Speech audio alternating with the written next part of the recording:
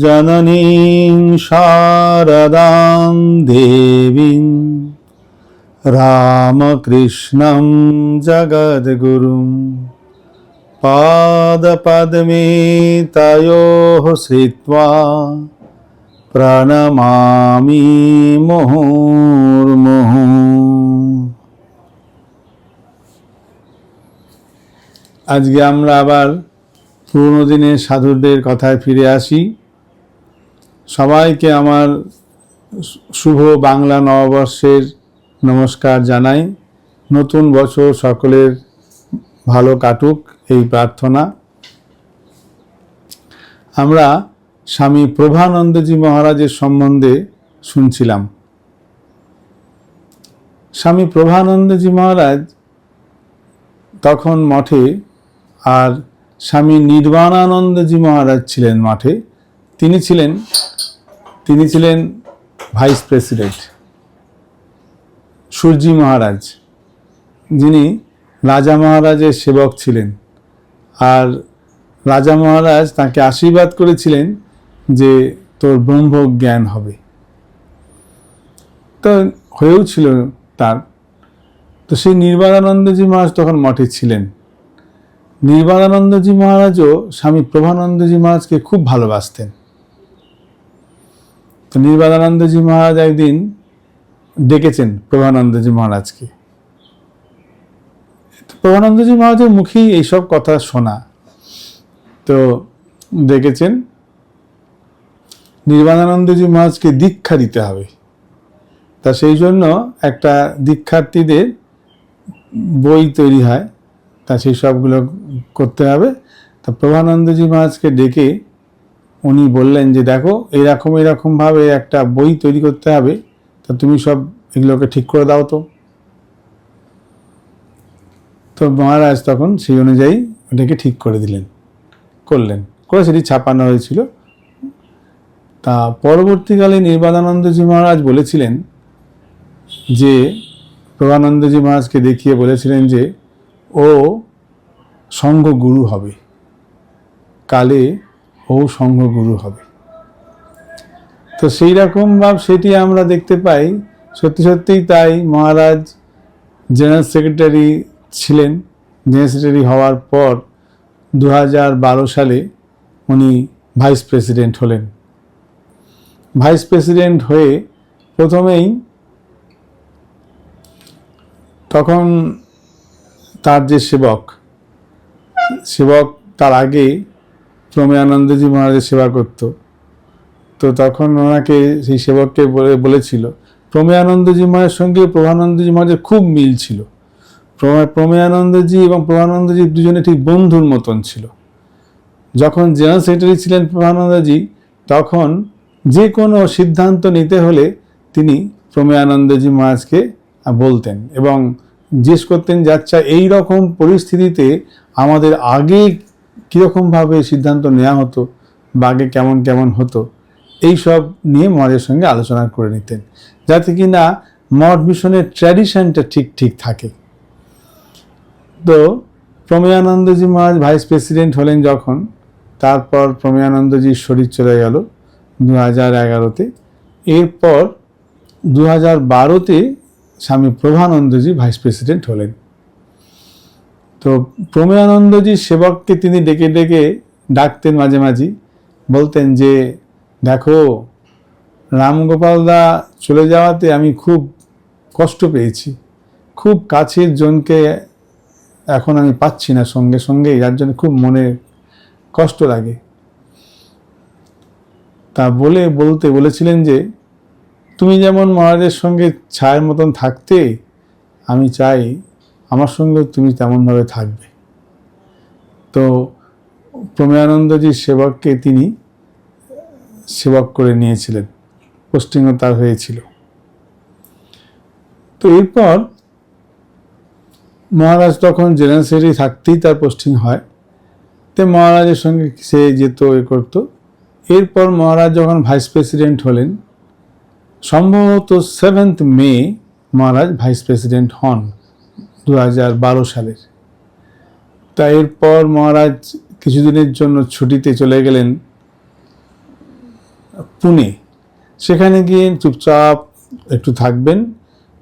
খুব কর্মব্যস্ত জীবন তো ছিল, একসঙ্গে এই সংঘের দায়িত্ব, তার সঙ্গে মিউজিয়াম, তার সঙ্গে তার অন্যান্য রিসার্চ ওয়ার্ক, এই সমস্ত কিছু নিয়েছিলেন। তো পুনে গিয়ে থাকলেন। পুনে থাকতে থাকতেই আস্তে আস্তে তিনি তৈরি হতে শুরু করলেন, নিজেকে তৈরি করতে শুরু করলেন সংঘের গুরু হিসেবে, সংঘাধ্যক্ষ, সহ সংঘাধ্যক্ষ হিসেবে, ভাইস প্রেসিডেন্ট রূপে। এরপর সব ঠিক হলো। ঠিক করলেন যে প্রথম দীক্ষা তিনি দেবেন মায়ের বাড়িতে, বাগবাজার মায়ের বাড়িতে। সেখানে দীক্ষার সব ব্যবস্থা হলো। তখন মায়ের বাড়িতে মহন্ত ছিলেন স্বামী মুমুক্ষানন্দজি মহারাজ, রঞ্জন মহারাজ। স্বামী মুমুক্ষানন্দজি মহারাজের সঙ্গেও স্বামী প্রভানন্দজির একটি সম্পর্ক ছিল। তারা দুজনেই এক্স নরেন্দ্রপুর। তো উনি একদিন ফোন করলেন, রঞ্জন মহারাজ এরকম ভাব মায়ের কাছে গিয়ে প্রথম কাজ শুরু করতে চাই, যদি আপনি পারমিশন দেন। তো মুমুক্ষানন্দজি মহারাজ ফোনে বলছেন, আরে তুমি এখানে আসবে, এটা তো আমাদের সৌভাগ্য, তুমি কবে আসবে ডেট ফেট ঠিকঠাক করে নিয়ে আমাকে তুমি জানিয়ে দাও।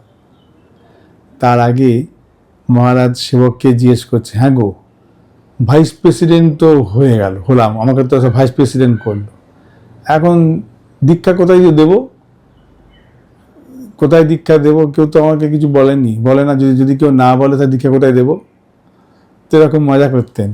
তখন সেবক বলছে, মহারাজ অনেক দীক্ষার জন্য অনেকে বলবেন, দেখবেন তখন দেখবেন যে আমরা গিয়ে আর শেষ করতে পারবেন না, কোন সেন্টারে যাব তখন আর ঠিক করতে পারবেন না, এত সবাই বলবে।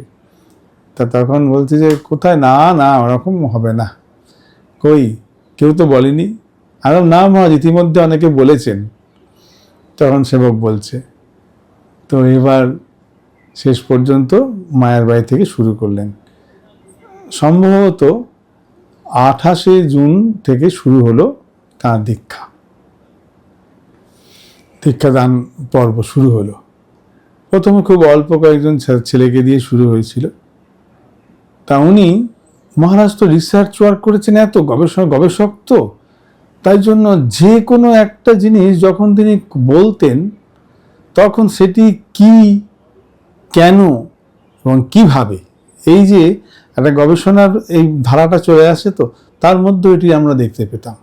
তার মধ্যে সবসময় দেখা যেত যে যখনই কোনো কিছু বলতেন তখনই সেটি কি বলছেন, কেন, সেটা কেন আমরা পালন করব, কেন, কোত্থেকে পেলাম, হ্যাঁ, তো সেটি পুরো একদম সেটিকে বর্ণনা করে বলতেন।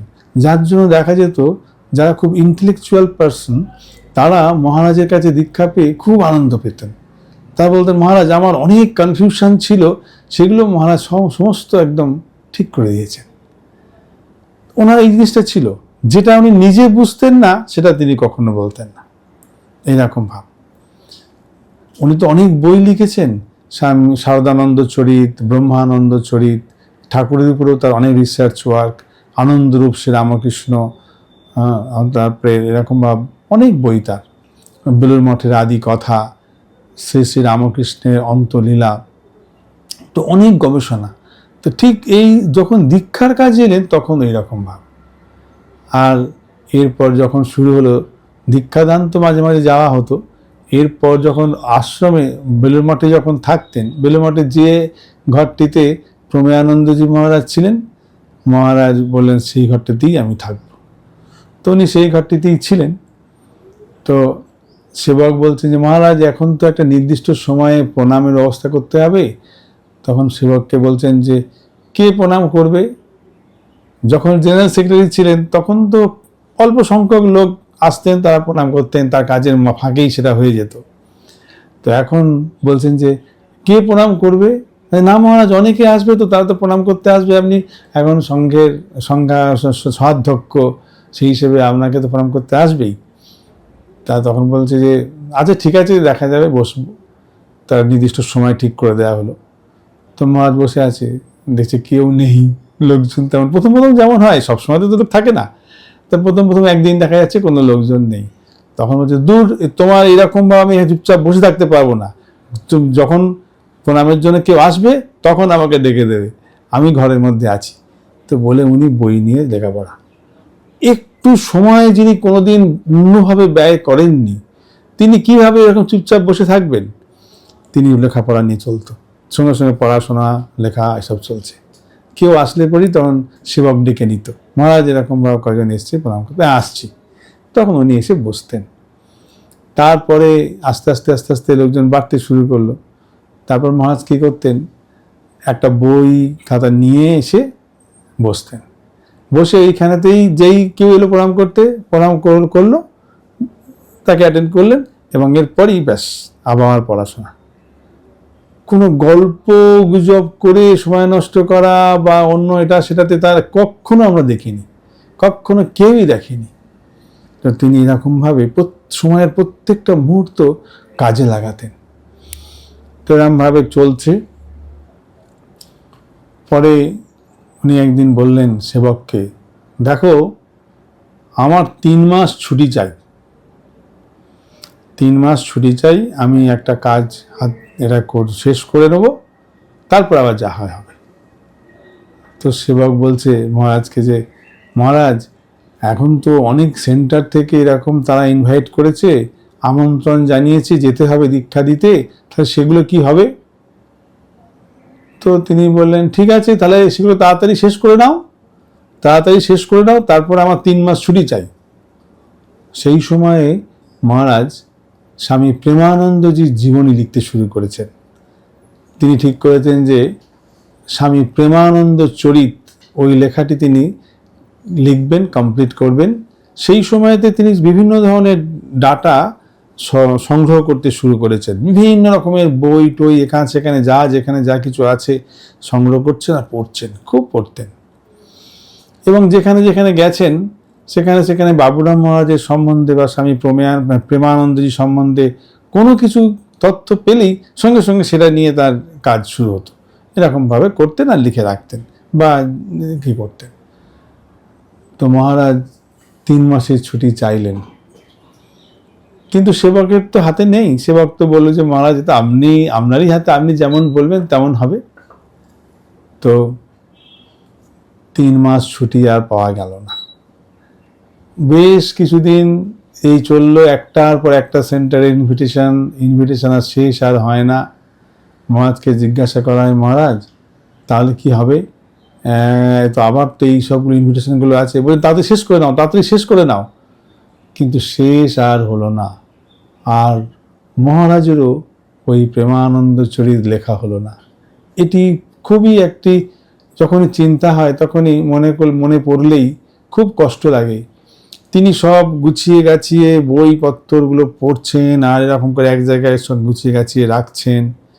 শেষের দিকে লেখা একটু শুরুও করেছিলেন, কিন্তু এই কাজের মধ্যে আজকে এখানে যেতে হবে, সেখানে দীক্ষা আছে, কালকে ওখানে যেতে হবে, তারপরে ওখানে এই প্রণামে বসতে হবে, এই এত কিছুর মধ্যে সম্ভব নয়।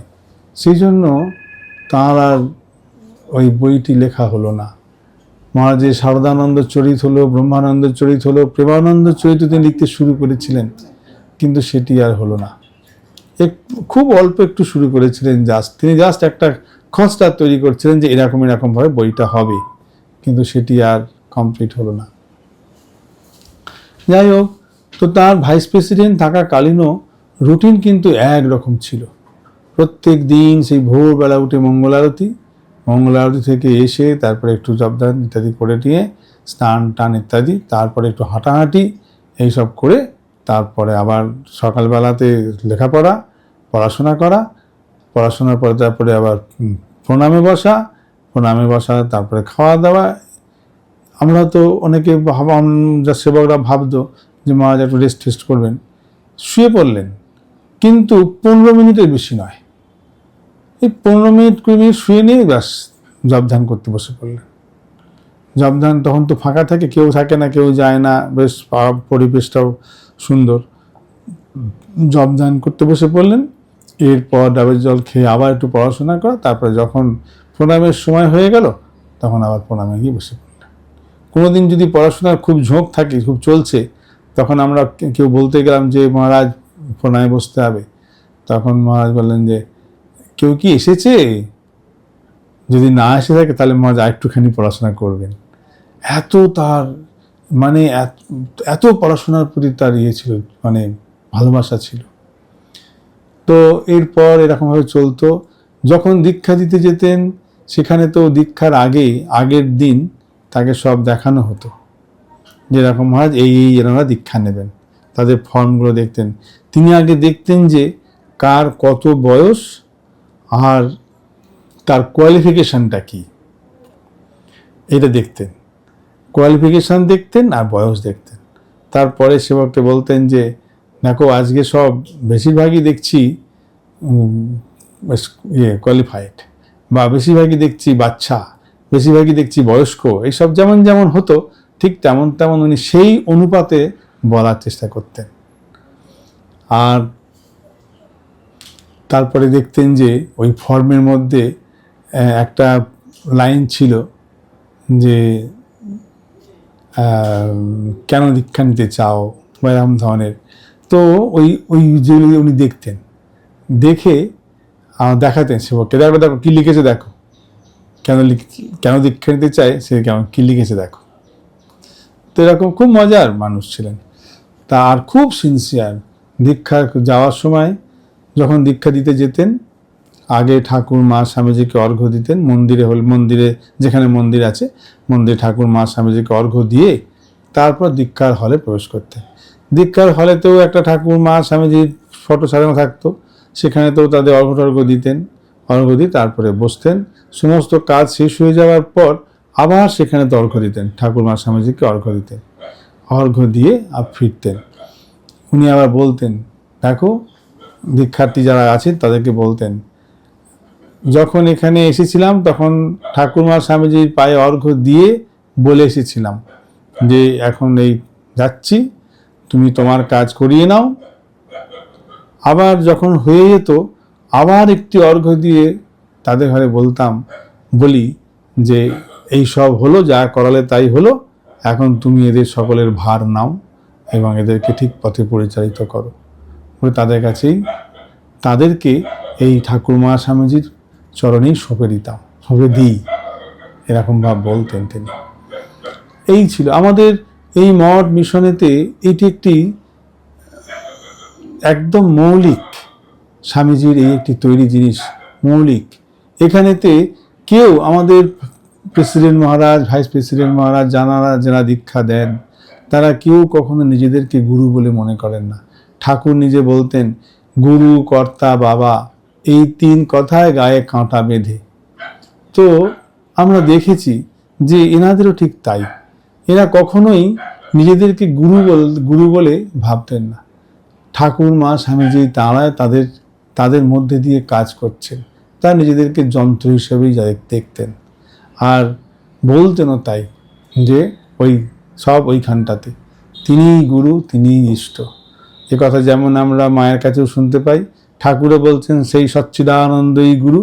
মাও দেখি যে দীক্ষার সময় বলছেন যে বাবা ঠাকুরকে প্রণাম করো, তিনিই তোমার গুরু, তিনিই তোমার ইষ্ট। এই ভাষার, এই কথারই প্রতিফলন আমরা দেখতে পাই আমাদের মঠ মিশনের প্রত্যেকটি সংঘগুরুর ক্ষেত্রেও। তারাও তাই ওইভাবেই তিনি ঠাকুরই সব আমাদের, তিনিই গুরু, তিনিই ইষ্ট।